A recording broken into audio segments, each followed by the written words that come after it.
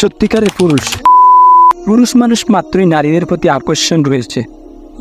কোনো মেয়ে ফাঁস দিয়ে হেঁটে গেলে হৃৎপিণ্ডের দুগ্ধপানি শুরু হয়ে যায়।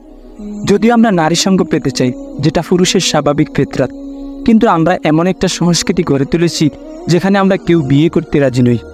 আমরা গার্লফ্রেন্ড বানাবো, হাটে মাঠে ঘাটে লিটনের ফ্ল্যাটে ঘুরে বেড়াবো, সব ঠিক আছে, কিন্তু বিয়ে নো ওয়ে।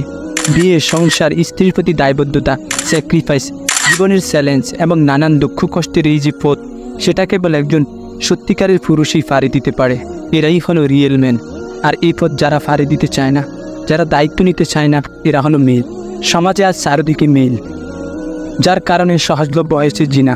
কেউ আজ দায়িত্ব নিতে চায় না। তরুণরা লুকিয়ে বিয়ে করে, সবার অগোচরে, অনেক সময় ছেলে মেয়ে উভয়ের পরিবারের অগোচরে, আবার সবার অগোচরে ছেড়েও দেয়।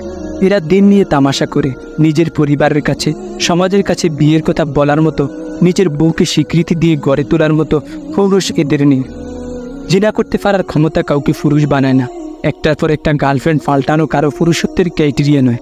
সত্যিকারের পুরুষ হলো যারা দায়িত্ব নিতে জানে। সত্যিকারের পুরুষ জিনার পথ বন্ধ করে, সত্যিকারের পুরুষ বিয়ের পথ বেছে নেয়। সত্যিকারের পুরুষ জানে এই বিয়ে কোনো ওয়ান নাইট স্ট্যান্ড নয়, এটা চ্যালেঞ্জ, স্যাক্রিফাইস, যা সবাই পারে না। এর জন্য শুধু মেল হলে হয় না, ম্যান হতে হয়। সবাই বাচ্চা কাচ্চা ভালোবাসে, আদর করে, কিন্তু বাবা হওয়ার দায়িত্ব সবাই নিতে চায় না। কারণ এখানে চ্যালেঞ্জ আছে, স্যাক্রিফাইস আছে, দায়িত্ববোধ আছে।